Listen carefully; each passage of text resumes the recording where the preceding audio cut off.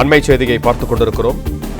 சென்னையில் இருந்து 20 கோடி ரூபாய் மதிப்புடைய வைரம் திருடப்பட்ட வழக்கில் லண்டன் ராஜன் எனும் அருண் பாண்டியராஜன் கைது செய்யப்பட்டிருக்கிறார். சென்னையில் இருந்து 20 கோடி ரூபாய் மதிப்புடைய வைரம் திருடப்பட்ட வழக்கில் லண்டன் ராஜன் எனும் அருண் பாண்டியராஜன் கைது செய்யப்பட்டிருக்கிறார். லண்டன் ராஜன் பயன்படுத்திய தார் கார் பறிமுதல் செய்யப்பட்டிருக்கும் நிலையில் காருக்குள் மறைத்து வைக்கப்பட்டிருந்த பட்டா கத்திகளும் பறிமுதல் செய்யப்பட்டிருக்கின்றன. லண்டன் ராஜன் பயன்படுத்திய தார் கார் பறிமுதல் செய்யப்பட்டிருக்கிறது. அத்தோடு காருக்குள் மறைத்து வைக்கப்பட்டிருந்த பட்டா கத்திகளும் பறிமுதல் செய்யப்பட்டிருக்கின்றன. இதுகுறித்து கூடுதல் விவரங்களோடு இணைகிறார் எமது செய்தியாளர் கதிரவன். வணக்கம் கதிரவன், உங்களிடம் இருக்கும் தகவல்கள் சொல்லுங்கள்.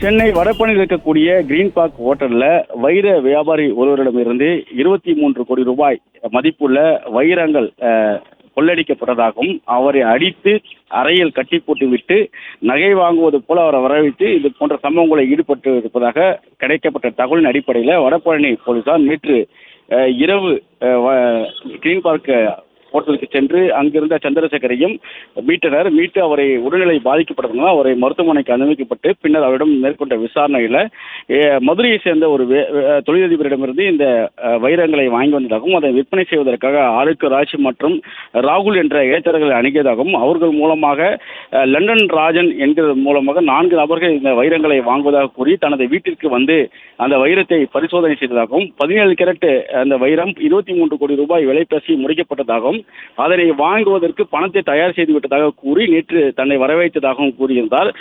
மேலும் தன்னை வரவைத்து அறையில் தங்க வைத்திருந்த அவர்கள் அட்வான்ஸ் தொகையை பெற்று தருவதாக தனது நண்பர் சுப்பிரமணியனை அழைத்து சென்றவர்கள் சிறிது நேரத்தில் தன்னை கத்தியை காட்டி மிரட்டி தாக்கி கட்டி போட்டி விட்டு தனதிடமிருந்த வைரத்தை எடுத்து சென்று விட்டதாக புகார் அளித்திருந்தார். அதன் அடிப்படையில் தனிப்படை போலீசார் சிசிடிவி காட்சிகளை ஆய்வு செய்த போது அந்த கும்பல் கார் ஒன்றில் தப்பி செல்வது தெரிய வந்தது. சிவகாசியை நோக்கியும் தூத்துக்குடி நோக்கியும் அவர்கள் செல்வது கண்டறியப்பட்டு ஒவ்வொரு டோல்கேட்டிலும் மற்ற மாவட்ட போலீசாருக்கும் தகவல் தெரிவிக்கப்பட்டது.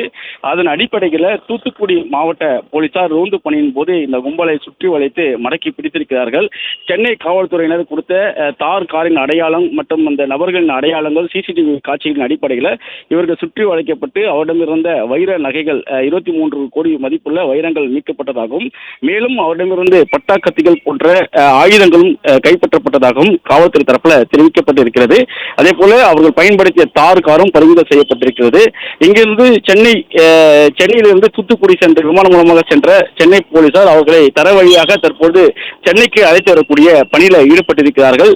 இவர்கள் 4 நபர்களும் ஒவ்வொரு தொழிலை மேற்கொண்டு வந்திருக்கிறார்கள். கார் விற்பனையாளராகவும் நில தொழில இடைத்தரகராகவும் செயல்பட்டு வந்தவர்கள் இந்த போன்று வைரங்கள் இருப்பதை தெரிந்து கொண்டு அந்த வைரத்தை எப்படியாவது கொள்ளையடிக்கப்பட வேண்டும் என்ற ஒரு நோக்கத்தில் இதனோடு திட்டம் தீட்டி இந்த கொள்ளை சம்பவத்தை அரங்கேற்றி இருப்பதும் தெரிய வந்திருக்கிறது. தொழிலதிபரை கட்டி போட்டு அவரது கவனத்தை திசை திருப்பி இந்த நகைகளை அவர் கொள்ளடிக்க திட்டம் போட்டு தங்களை தொழிலதிபர் போல அவர்கள் காட்டிக்கொண்டு இந்த கொள்ளை சம்பவத்தையும் அவர்கள் அரங்கேற்றி இருக்கிறார்கள்.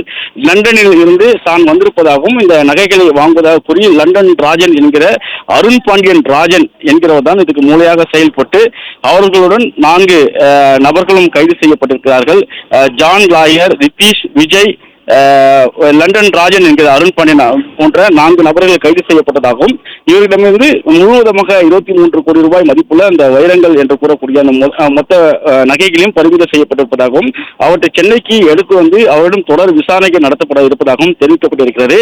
இடைத்தரகராக செயல்பட்ட ஆருக்கு ராஜ், அதே போல ராகுல் மற்றொரு நபர் என இவர்களுக்கு ஏதேனும் இந்த கொலை சம்பவத்தில் தொடர்பு இருக்கிறதா, வேறு யாருக்கெல்லாம் இந்த தொடர்பு இருக்கிறது என்ற கோணத்தில் விசாரணைகளை முன்னெடுக்க இருப்பதாகவும் விசாரணைக்கு பிறகு முழுமையான விவரங்களை வெளியிட இருப்பதாகவும் காவல்துறை தரப்பில் தெரிவிக்கப்பட்டிருக்கிறது. கொள்ளை சம்பவம் நெருங்கி 24 மணி நேரத்துக்குள்ளாக இந்த குற்றவாளிகளை கைது செய்திருப்பதாகவும் மற்ற காவல்துறையினரும் இதற்கு உதவிகரமாக இருந்ததாக சென்னை காவல்துறையினர் தெரிவித்திருக்கிறார்கள். பிளே ஸ்டோர் மற்றும் ஆப் ஸ்டோரில் இருந்து பாலிமர் செயலியை QR கோடு மூலம் பதிவிறக்கம் செய்யுங்கள். செய்திகளை உடனுக்குடன் பெறுங்கள்.